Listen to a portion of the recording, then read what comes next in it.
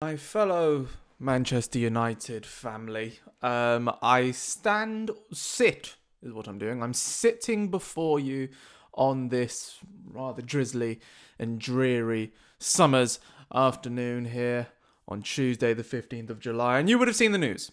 You would have seen the news that we are apparently no closer than we ever were before of getting a deal sorted for Bryan Mbeumo with Brentford, reported today by David Ornstein.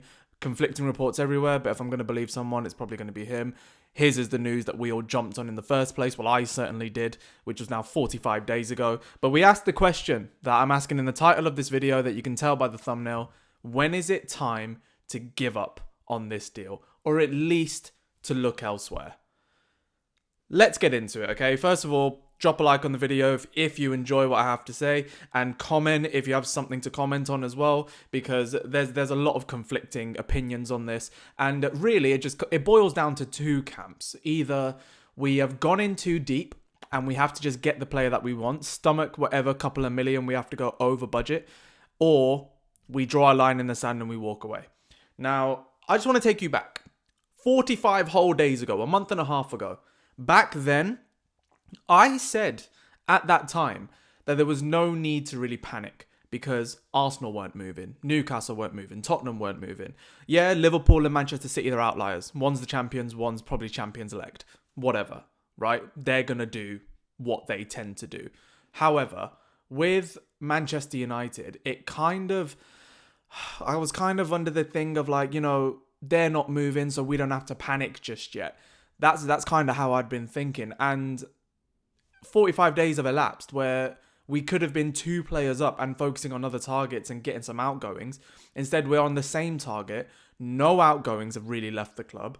And yet we've brought in at least about 15 to 20 million euros in sell-on fees for the likes of Elanga, Alvaro Carreras, and more recently, Maxi Oyedele today. Today, that brings in about 20 million euros worth of incomings just through sell-on clauses. So we have more money than we did before, including a £5 million get out of jail free clause that Chelsea inserted somehow in their obligations. So there has been more money than probably we started the summer off with, and yet there hasn't been any movement. And I've seen a lot of people look back at what Ornstein said 45 days ago, and I'm looking back at it as well.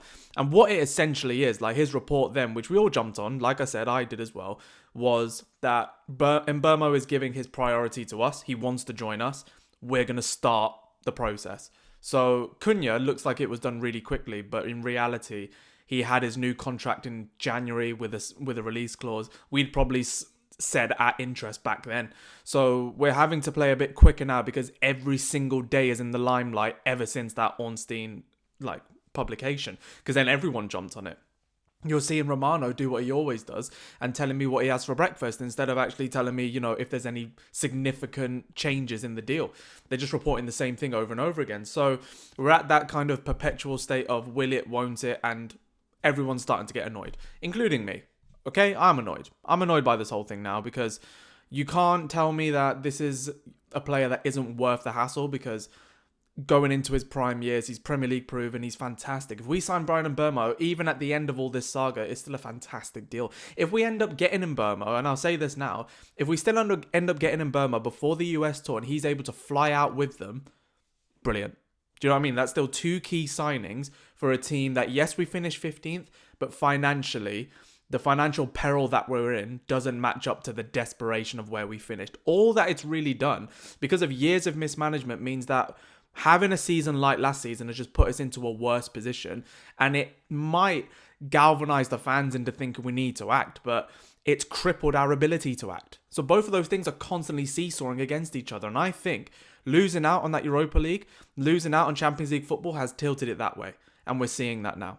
We're having to squabble over these few millions of pounds. And also, it's because the new regime have drawn a line in the sand and said we're not going to be like the old ones.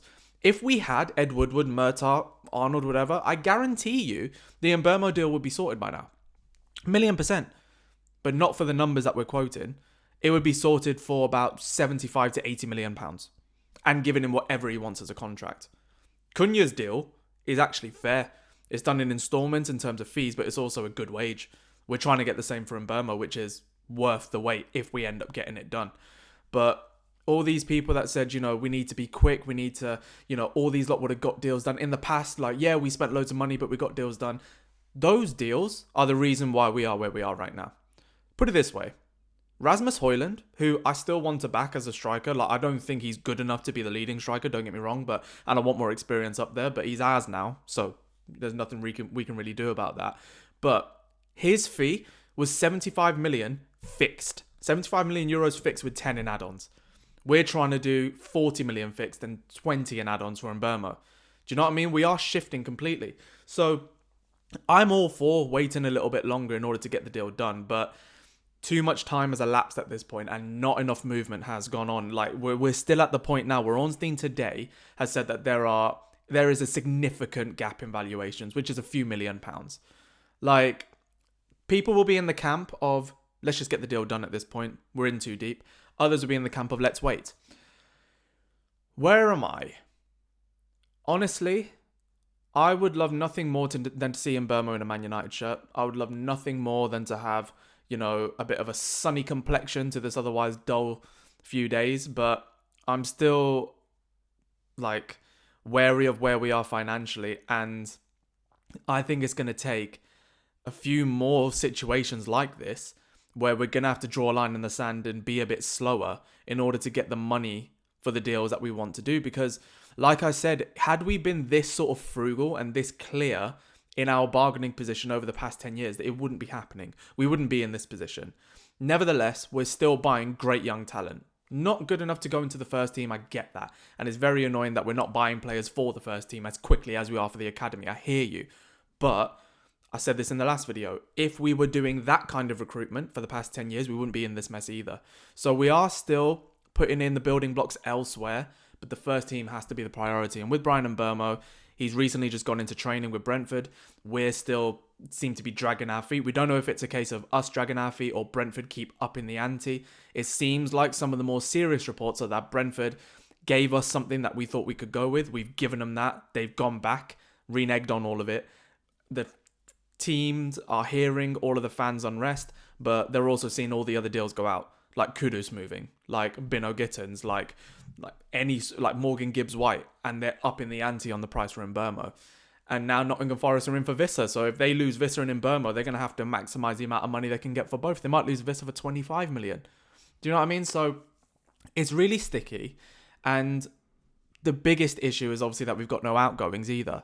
And I do want to just urge fans to have not real patience, because I think we're beyond that from this season. We have to have patience if we want to just maintain our mental health, which I say do. But also to maintain not even sympathy, but a bit of understanding for where Ineos are in this situation. Like, they're left with legacy contracts. They're not the ones. Every single contract that Ineos has put in, we're not struggling with. It's all the previous regimes. Like, Sancho is pound for pound one of the worst signings of all time for Man United. Rashford, the decision to give him that contract, awful. And Garnacho doing what he done, saying what he is, you get that from time to time. Ideally, you would deal with so many of these in isolated incidents. We're having to deal with all of them at once. So to have to deal with all that, and to have to deal with a manager who wants a completely different style, and to have to deal with the fans, and after what happened last season, it's tough. It's tough for just a recruitment team to get everything right and to do it all quickly. The one thing that I don't have any sympathy with, though, is that we've been stuck on this Mbeumo deal for ages. And I urge just to have some creativity in this window. Like, even if you're not totally interested in another target, flirt with them a little bit. Like, there are good players out there. I'm sorry. Johan Bakayoko has gone from PSV to RB Leipzig for 20 million euros as a fixed fee. 17 million pounds. That is probably not good enough to be the best player of all time for Man United, but that's still a very good option. And Malik Fofana, who is currently at cash-strapped Lyon, who are still having to scathe off the threat of relegation and financial administration, is going for about 25 million euros. Both of those players are less than Mbeumo. They're both younger, and they're both wingers. Do you know what I mean? And I think if you could bring those, if we were to just lose out on Mbeumo, but you get 2 or 3 of those kind of deals in, you can then force out all the other crap as well. Do you know what I mean? And I'm starting to get really annoyed that I'm not hearing enough of that. All the reports that I'm seeing in terms of us being linked with other players are just media conjecture. I would love us to sign Richard Rios, but I don't think we're going to do it. Inter are in pole position to get him. He will go there. And I don't think this John Victor thing from Botafogo, like what we just saw him at the Club World Cup, unless I see someone actually say that we've been tracking him for a long time and this was a shop window, I don't believe that either. So there's all this kind of crap coming out, and Garnacho could be on his way to Chelsea, could be on his way to Aston Villa. I don't know. I need to see movement on that now, because we are, at the time of making this, we're a few days, about 4 days away from playing Leeds in Stockholm. We're about 8 days away from our pre-season tour starting. On that plane, we need to make sure that it is the players that Ruben Amorim wants. So the first thing is, those 5 players that we're not going to be keeping, like an Anthony and Malacia along with the other 3, they shouldn't be anywhere near the plane. Don't even go to an airport. I don't even care if you're not going there. Just don't go to any airport. Don't go to America. You shouldn't be in the plane. Simple as that. But we need at least 1 or 2 more faces in before then.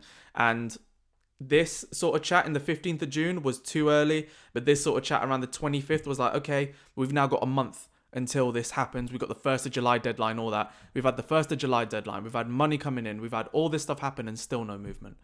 I want to see us be more creative. Go for players that you've scouted and that you want and that fit the manager's system. Otherwise, we're going to be in big, big trouble. I'm at the point of teetering into worry. If we go on that plane and there aren't anyone that's even going to join us the pre-season tour a little bit later on, or it's just the same old faces and the same old problems, then we've got a big problem ahead. And this isn't the type of video I like to make. I want to be happy. I want to be excited about what's going on. But I am a little bit worried. I'm a little bit worried after the news that no movement has gone on. Because what the hell have you been doing for 45 days? A bid is a phone call or a fax or whatever you have to do. Like, it's not difficult to get that in. And I would have a lot more respect for Ineos, and I feel like you would do as well, if it was a case of you put your bid in and you agree a deal with Brentford, you put your bid in officially, and then let Brentford play with it. Because then if they don't accept it, you can accept who the blame lies with. You can just be annoyed at Brentford. Like, Sporting are dragging their heels with Jokerej over Arsenal. Arsenal fans are kind of getting onto Sporting over them because they're making deals elsewhere. Arsenal don't need a Christian Mosquera for 15 million euros plus add-ons. But they've got him, a 21-year-old, like, exciting defender from Valencia. We've been linked with, like, Helland, is it? Avin Helland? Like, I'd love to have a look at him, but that's for 8 million euros. Like, get those deals done then. Do you know what I mean? Like, bulk out the rest of the squad. Look at other alternatives. We were offered Dusan Vlahovic, who I don't think is the right thing to go for, by the way. You know who my striker is. If you don't, subscribe. Check out the last 2 videos because I talk about him a lot. But the reason why we didn't go for him, according to Romano, is because we're focused on Mbeumo. I'm sorry, like, can you not think about 2 or 3 things at once? Can you not do multiple deals at once?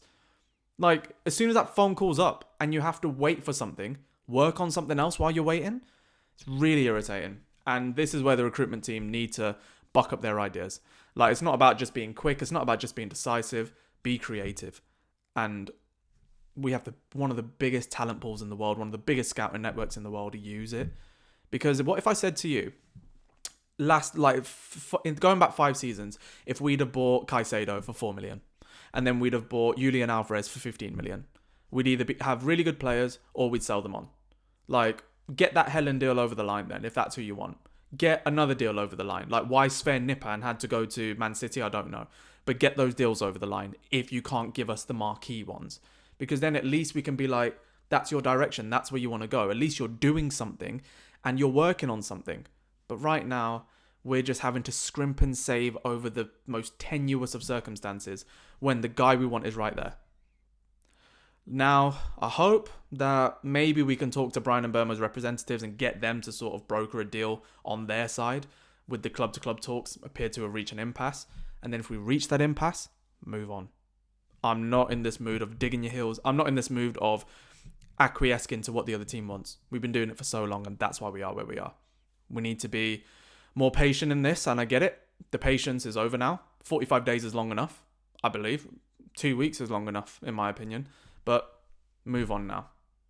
That's my opinion. Let me know what you think in the comments. I mean, everyone's going to have a pretty divided opinion on this, I think, over Bryan Mbeumo because we do want him. But Let me know what you think, because this is getting a bit silly now for me. But thank you guys so much for the support on the channel. I think we're nearly at 6.4 thousand subscribers, which is sick. We'd love to hit 10k before the start of the season. It's going to be difficult. But if you can, subscribe wherever you're watching this, follow up, or if you're listening on Spotify, make sure that you drop a little rating if you're enjoying the show on Spotify, and get in the comments wherever you are, because this is going to be a long old conversation. So we might as well do it in the healthiest and most holistic way possible, which is what this channel is all about. Thank you guys very, very much, and I'll see you soon.